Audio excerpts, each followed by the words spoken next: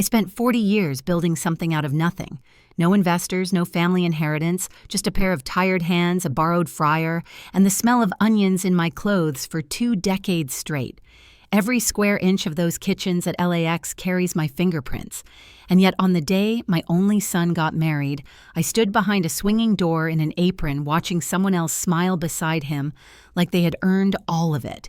If you've ever poured your life into someone only to be erased with a smile, you'll understand why I did what I did next. My name is Lorraine Madsen. I'm 73 years old, and up until recently, I was the founder and owner of one of the most successful airport dining chains on the West Coast.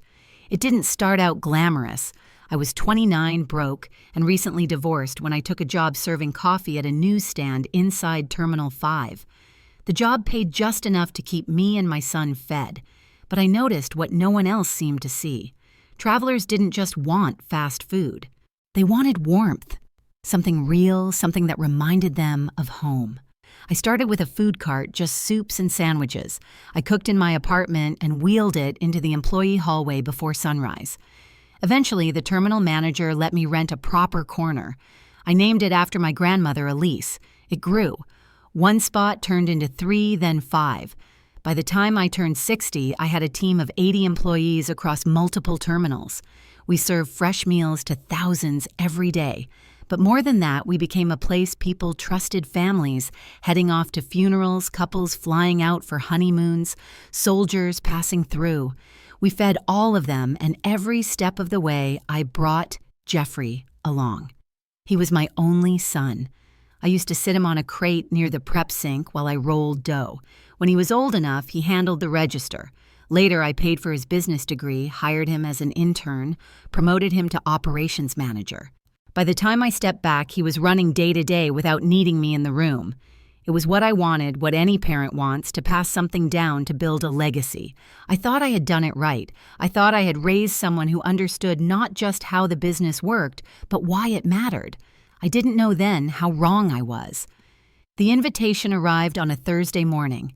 Thick envelope gold lettering, the kind of stationery that says money before you even open it. I smiled when I saw it. Jeffrey always liked to go big. He used to practice fake acceptance speeches in the mirror as a kid. I imagined it was a traditional invite. Mother of the groom front row seat. Maybe a small speech if I was lucky. When I opened it, the first thing I noticed wasn't my name. It was the title underneath. Kitchen Logistics Coordinator. At first I thought it was a mistake, some kind of placeholder that hadn't been changed. I flipped through the rest of the packet. Travel information dress code seating chart. There it was again in bold print. Lorraine Madsen, Kitchen Logistics Coordinator. I read it 3 times, each word colder than the last. I set the invitation down and walked to the sink, turning the faucet on without needing water just to hear something else. My eyes drifted toward the small frame on the windowsill. Me and Jeffrey, 10 years old, standing behind the Elise's counter with powdered sugar on our faces. That little boy had once told me I was his whole world, said he wanted to build restaurants with me forever. I picked up the envelope again, hoping for a note, a joke, a postscript. There was nothing. That evening, I checked my email. Darla had sent a mass message to all vendors and key staff, thanking them for their roles in the upcoming event. I was copied along with the catering crew and floral coordinators. Her words were gracious, formal. She referred to me once near the end as a vital support figure behind our event logistics. Support figure, not mother, not founder, just support. There was a photo attached a preview from the engagement shoot. Jeffrey in a navy suit, Darla in a fitted ivory dress, standing in the middle of the tarmac like she owned the runway. She looked radiant, confident, the kind of woman who gets what she wants and makes no apologies for it. In the background, blurry but still visible, was the entrance to one of my original locations. The name had been partially cropped. It didn't say Elise's anymore. It said Dar's Table. I closed the email. That night, I sat at the kitchen table long after the lights were off. No anger, not yet. Just a quiet disbelief, a weight starting to settle in my chest. I wanted to believe there was a misunderstanding, a detail I had missed, a reason behind it all. But the truth had already started to whisper, and I wasn't ready to hear it yet. The morning of the wedding, the sky over Los Angeles was washed in that soft gray light that comes before the sun takes over. I arrived early. Habit more than anything. I've never been late for a kitchen call in my life, even when it's a wedding, even when it's my own son's. The venue was sleek, a rooftop space overlooking the coastline, all white chairs and glass railings, the kind of place where everything smells like citrus and money. Staff bustled around with earpieces and clipboards. I carried a garment bag with the dress I had chosen weeks ago, navy blue pressed and simple, nothing flashy, just something dignified. I had worn it once before at a civic award dinner where Jeffrey accepted a small business honor in my name. A young woman with a clipboard and a headset greeted me near the service entrance. "Lorraine Madsen, right?" she asked, already flipping through a list. She didn't wait for my reply. "Here's your station assignment. We've set up a prep table behind the main line. Darla said you'd prefer to be hands-on." She handed me an apron, black canvas. On the upper left corner, stitched in fine white thread, was my name. Not mom, not founder, just Lorraine. Like I was one of the catering staff. I stood there for a long second before nodding, took the apron, hung my dress on a low hook in the back kitchen, and tied the strings behind me like I had 1,000 times before. My hands moved on their own. Guests began to arrive. I caught glimpses of them through the swinging door suits and Pearl's laughter, rolling through the courtyard. I recognized some of them. Old vendors, former partners, people who once shook my hand and called me a visionary. No one looked toward the kitchen. Mid-afternoon, Jeffrey stepped into the back hallway. He didn't come all the way in, just leaned through the door, already in his tux, adjusting the cufflinks I bought him last Christmas. His eyes passed over me. He gave a quick smile, the kind you give to someone bringing out the hors d'oeuvres.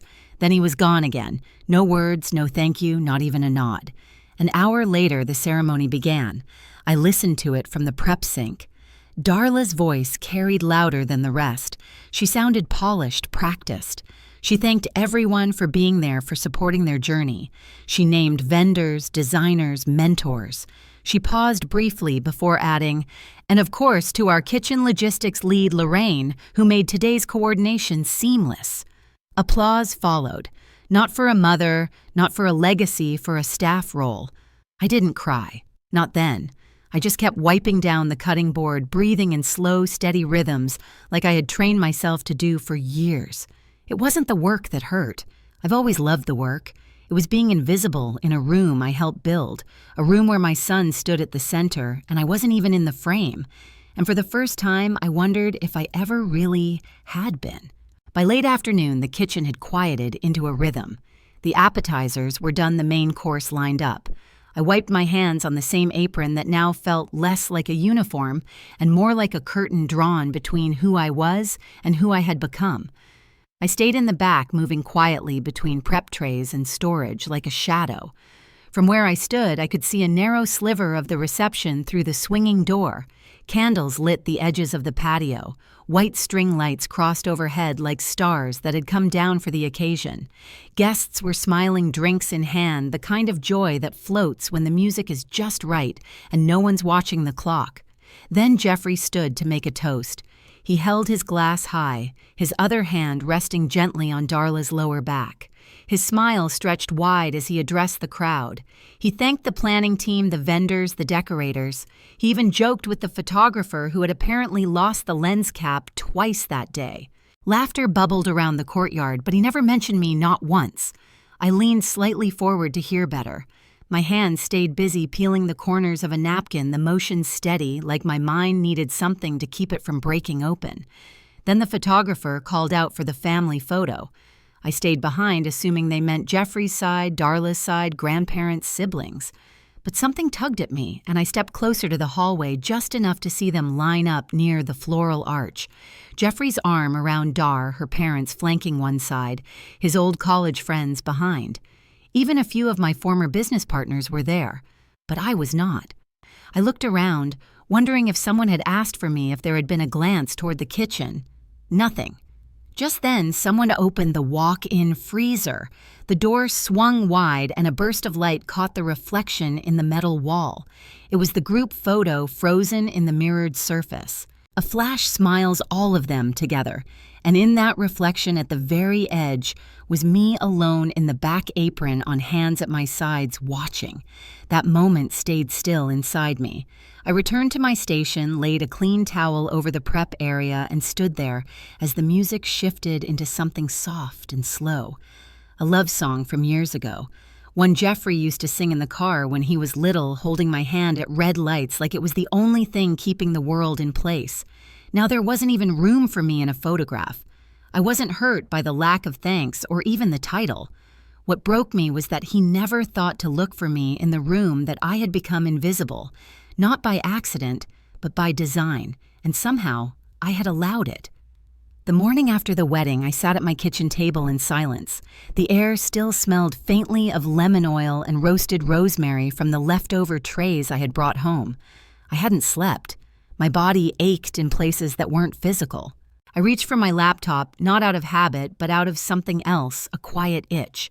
I logged into the dashboard I hadn't touched in weeks.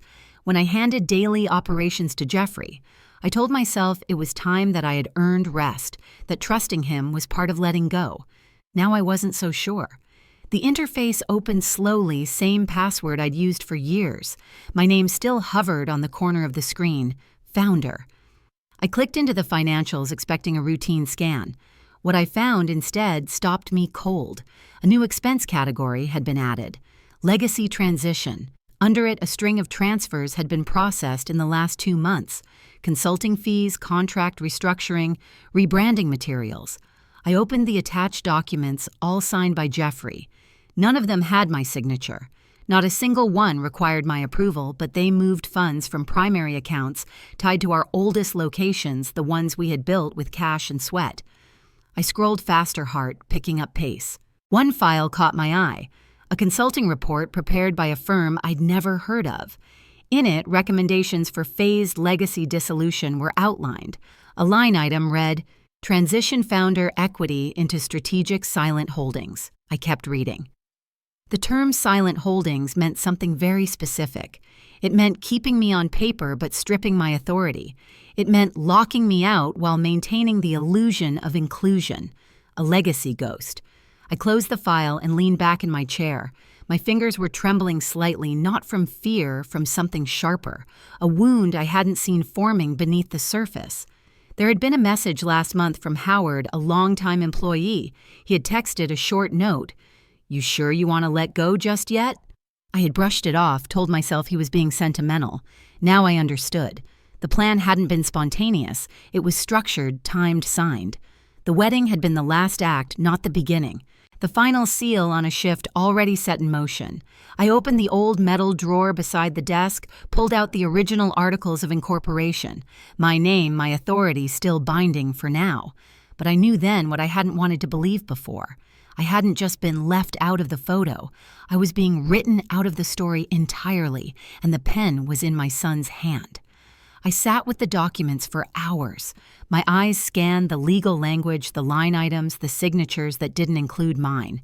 Somewhere in the middle of it all, the betrayal settled into something more, still less like a storm and more like a decision. I opened the file cabinet that hadn't been touched in years. I pulled out the original shareholder agreement, the corporate charter, the estate planning binder. Everything was intact. My lawyer, Michael Reed, had helped me set it all up after my 60th birthday. He was smart, cautious, and meticulous. The language we used had been deliberate. I never granted Jeffrey majority control, not legally, not structurally. What I gave him was trust. And trust, as it turned out, wasn't binding in court. I reviewed the documents again slowly. The bylaws gave me final say over all equity transfers, profit distributions, and brand usage. I had never invoked those clauses, never needed to, but they were there, buried in plain sight. In the estate plan, I had once named Jeffrey the primary heir. He was listed to inherit the company, shares, real estate holdings, intellectual property, and the 3 retirement accounts I had built steadily over 4 decades. His name was on everything. That evening, I changed it. I called Michael and requested a full amendment package. He didn't ask questions, just said, "Give me 24 hours. While I waited, I drafted a new beneficiary letter and outlined my intentions. The assets wouldn't disappear. They would be redirected. Instead of passing to Jeffrey, everything would transfer into a nonprofit trust. Its mission would be simple and public to support small-scale hospitality workers at major transit hubs, scholarships, housing grants, medical coverage for kitchen crews who too often lived without any of it. The restaurants would stay open. The recipes would stay the same. The signs would remain in the terminals. But the ownership would shift quietly, legally, irreversibly. I didn't need to confront him. I didn't need to shout or explain or make a speech about legacy. The law would speak for me. The next day, I mailed the amendment packet by certified post. I kept the receipt. Then I went to the storage unit near Inglewood and pulled out the framed newspaper articles, the old menu prototypes, and the photo of Jeffrey and me in front of our first booth. I took them home, dusted the glass, and packed them into a new box, a personal archive. Not for him, for me. That night, I sat with the lights off and the television muted. The apartment was quiet, the kind of quiet that doesn't ache, because I had remembered who I was. Not someone erased, but someone who built, and now someone who could rebuild again without needing to ask permission. It was early afternoon when my phone rang. I recognized the number before it lit the screen. Jeffrey had never liked texting. He preferred to talk when he wanted something. I let it ring once before answering. His voice came through smooth polish, the tone of someone trained in negotiation. He started with small talk, asking about my health, about the neighborhood. Then, as expected, the turn came. He mentioned the asset transfer papers, said he had been expecting them weeks ago, told me the firm needed everything finalized for the next quarter. I didn't respond right away. He kept talking, filling the silence. Said he wanted to make sure we were on the same page, that the legacy we built deserved continuity. Said he had big plans for the next chapter and was excited to carry it forward. I finally said, "Plans have changed." There was a pause, a full second longer than comfortable. Then his voice tightened, but he kept it cordial. He asked if I needed help reviewing the transition, that maybe there had been confusion, that he could walk me through the structure. I said, "No confusion here." Another silence. Then I heard it, a soft shuffle in the background. Darla's voice filtered but clear. She asked him if I was calling to check on kitchen schedules. Said she was short a sous chef for a corporate tasting next week. Maybe I wanted the slot. Jeffrey didn't mute fast enough. He apologized, said things were hectic, but the tone had shifted. The warmth cracked at the edges. He sounded more like a manager trying to recover a deal than a son speaking to his mother. I told him I wouldn't be attending any more meetings, that my role had concluded. He hesitated, then asked what that meant. I didn't answer. Instead, I wished him good luck and hung up. I stared at the phone in my lap for a while. Not angry, not shaken, just clearer. That call confirmed what I already knew. Darla wasn't just the bride. She was part of the blueprint. The language in the restructuring, the vendor realignments, even the way the public brand had softened into something glossier. It had her fingerprints. She wasn't loud or rude or careless. She was calculated smooth, the kind of smart that gets what it wants by smiling while the ink dries. And Jeffrey had chosen her methods, not accidentally, not reluctantly. He had welcomed them. I stood up and walked to the window. Outside, traffic hummed down Sulva like always. Planes took off in the distance, one every 90 seconds. Life moved on indifferent, but inside I was no longer waiting. The truth was out in the open now. I didn't need confrontation. I had already made the only call that mattered, and it wasn't the one on the phone. The knock on the door came just after 10 in the morning. I hadn't been expecting anyone, but the rhythm of it was familiar. 3 short, then 1 long.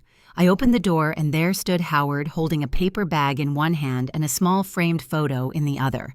He looked older than I remembered.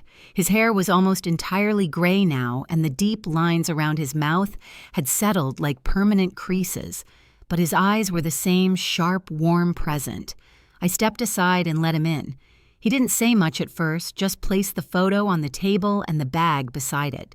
Inside was a cinnamon loaf from a bakery in Westchester we used to stop by on Thursdays when inventory ran long. That memory hit me harder than I expected. We sat in the kitchen, no need for pleasantries. Howard was one of the first hires I ever made back in the early 90s before we even had uniforms. He had worked through every level: dishwasher line, cook shift, lead trainer. He stayed even when others left for better pay. Loyalty was his default. He pointed to the photo. It was an old staff picture taken in front of our second terminal spot. Everyone wore mismatched hats and crooked smiles. My handwriting on the back read, "Elisa's Crew, March 1995. Howard said the photo had been tucked away in the break room cabinet left behind during the recent renovations. I asked how things were.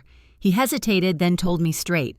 The staff had been dwindling. Long-timers were being pushed out quietly. Schedules were shifted, roles restructured. New hires came in with different contracts. Less pay, no benefits. Morale was low. Darla had introduced a new management model. Efficiency was the word on every memo. Human connection had vanished from the floor. He looked at me not with judgment, but with that quiet weight old friends carry when truth needs saying. "They miss you," he said. "Not just your presence, your way of doing things." I sat with that not out of pride, but out of recognition. This wasn't just about ownership or names on papers. It was about the culture we had built, the families who had counted on us, the holiday shifts we covered for each other, the birthday cakes in the break room, the kid who grew up visiting his dad at work, now old enough to apply for a job himself. That was the legacy I had almost let slip away. I asked Howard to help me gather some information. Staff names, stories, what people needed. Now not to build something new, but to restore what had been quietly dismantled. He nodded without asking for details. Before leaving, he said one more thing. "You built something with heart. It still beats. Just needs someone to hear it again." After he left, I looked at the photo one more time. Not for nostalgia, but as a reminder. What we had was never about profits. It was about people, and they were still worth fighting for. I chose the venue carefully, a quiet restaurant tucked between two terminal access roads near LAX, one of the earliest spots we partnered with. It had been renovated over the years, but the bones remained the same. Exposed brick, low lighting, a faint scent of coffee and old wood. Familiar, grounded. I sent the invitation in plain white envelopes. No logo, no hint of agenda, just a handwritten note. Dinner to honor 40 years of service. Join me, Lorraine. They arrived 5 minutes early. Jeffrey in a slate gray suit, Darla in cream silk with gold earrings that caught the light. She wore the expression of someone expecting good news. He looked composed, the kind of calm that comes from thinking you're in control. I stood to greet them, offered a polite nod, no hugs, no warmth, just presents. We sat at a small table near the window. I had asked the staff to keep it quiet, no fuss. We ordered quickly the kind of dishes we used to taste test together. Jeffrey made small talk about expansion plans, upcoming conferences, a new line of seasonal menus. Darla chimed in, speaking of potential partnerships, branding efforts, and how they envision the next decade. I let them speak. When the plates arrived, I waited, let the silence settle just enough. Then I unfolded a single page from my bag and placed it on the table. It was the charter for the new nonprofit trust. Their names weren't on it. The restaurants, the accounts, the intellectual property, all of it had been reassigned. Not to them, to the trust. A structure built to preserve the legacy and support the people who carried it forward. Staff would remain employed, benefits would be expanded, and profits would be redirected into community development and scholarships for children of hospitality workers. Jeffrey stared at the paper, blinking slowly. Darla went pale, her fork frozen halfway to her plate. I spoke clearly, not with anger, but finality. This was never about punishment. It was about restoration, about protecting what mattered when others forgot. Jeffrey leaned back, lips parting like he might object, but nothing came out. Darla placed her napkin on the table with careful precision, her posture still perfect, but her eyes narrowed. I continued. This trust will ensure that what we built stays rooted in the values that began it. Names change, control shifts, but meaning doesn't have to disappear. Neither of them touched their food. The server came by, unsure whether to interrupt. I smiled gently and asked for the check. Jeffrey cleared his throat, tried to say something about misunderstanding, about being left out of the decision. I looked at him, not with resentment, but clarity. I didn't leave you out. You walked away long before the paperwork ever caught up. And now it was just catching up quietly, legally, irrevocably. The dinner ended without dessert. The silence after the dinner lingered longer than I expected. Days passed. No calls, no emails, no follow-ups from lawyers or intermediaries, just stillness. Like the moment after a plane takes off and the cabin steadies. I didn't go looking for reactions. I had said what needed saying, made decisions that no longer needed defense. But that quiet carried weight, the kind you feel in your chest before it reaches your ears. Then, one afternoon, Jeffrey showed up at my door. No warning, just a knock, no rhythm, no old code, just firm and singular. I opened it. He stood there with both hands in his pockets, not in a suit this time, but in an old college sweatshirt, his shoulders rounded a bit like the years had caught up to him in just a few days. He asked if we could talk. I nodded and stepped aside. He sat across from me at the kitchen table, the same place he once did homework while I prepped inventory sheets late into the night. He looked around, almost surprised the place hadn't changed. Maybe he expected to see bitterness in the decor. I had nothing to prove. He spoke first, said he didn't mean for things to go that way. Said Darla had ideas, and he let them steer too much.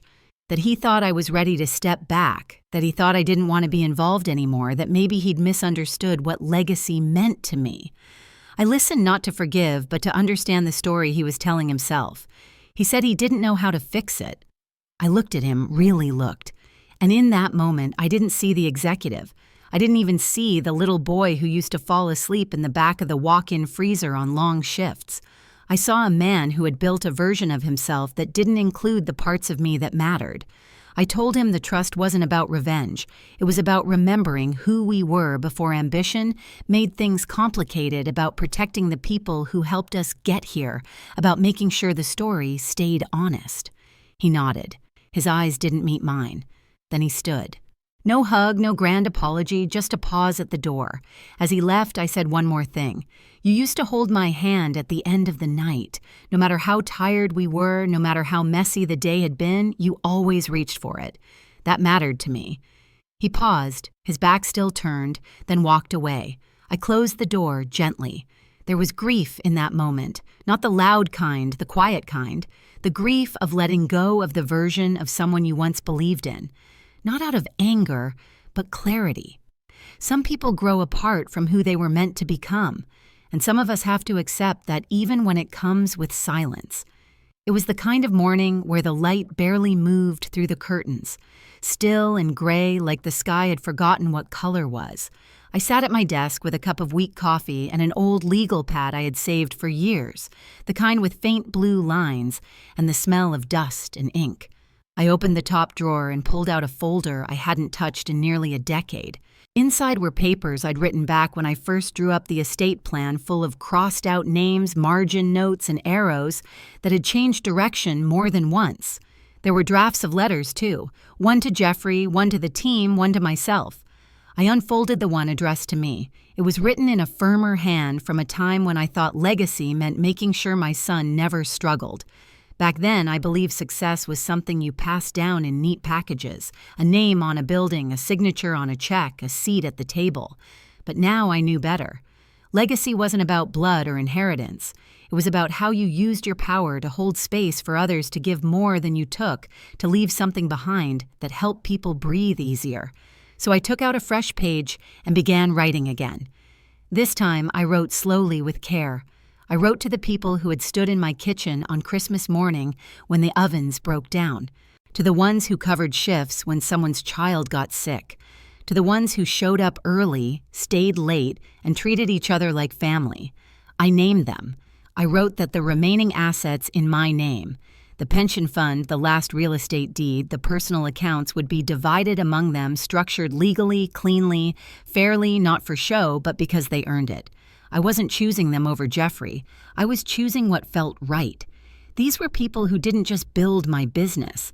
They carried it through holidays, deaths, layoffs, recessions. They were never going to make headlines, but they mattered more than anyone ever gave them credit for. I folded the letter and placed it in a new envelope, sealed it, and labeled the outside in pen vinyl. Then I slid it into the same drawer. I didn't feel sadness, just a quiet sort of peace. There's a difference between letting go and giving up. I had done the first, and for the first time in a long while, I felt the ground steady beneath me. Not because someone gave me permission, but because I finally remembered that I never needed it. The airport felt different than it used to, not louder or busier, just changed. The kind of change that comes when time smooths out the corners of places once sharp with memory. I walked through Terminal 6, slowly taking in the polished tile floors and the hum of rolling luggage. I hadn't been here in months, not since everything shifted. It used to be that every step I took through this place was layered with responsibility orders, to approve staff, to greet problems, to solve. Now, I was just a woman with nowhere to be. And somehow, that felt like freedom. I passed Gate 61, where our first small cafe had once stood. It was now a larger space, open air, seating, newer branding. But near the corner, tucked behind a row of plants, I saw something that made me stop. A young employee, maybe in her 20s, was on a step stool reaching up to hang a framed sign. I couldn't see the full design from where I stood, but I caught the last few words as she adjusted it into place. Madsen's Kitchen, established 1991. She turned slightly, noticed me watching, and smiled. "You're Mrs. Lorraine, right?" I nodded, my throat tight. "We just got the original logo back from storage. We thought it deserved to go up again." She went back to her work without another word, and I kept walking. The glass doors at the end of the concourse opened automatically. The wind outside was cool, just strong enough to lift a loose strand of hair from my forehead. I paused for a moment at the edge of the curb, watching a plane ascend in the distance. No one was clapping, no one was watching. But I knew that name on the wall wasn't just about me. It was about everyone who stayed, everyone who gave something real. I didn't need to own anything to know I had left something behind. I adjusted my coat, stepped off the curb, and disappeared into the crowd. And that was enough. If you've ever had to walk away to protect your peace, I hope this story reminded you that dignity doesn't need an audience. Sometimes the most powerful choices are made in silence. If this touched something in you, take a deep breath and hold on to it. You're not alone. Let me know what moment in the story stayed with you the most.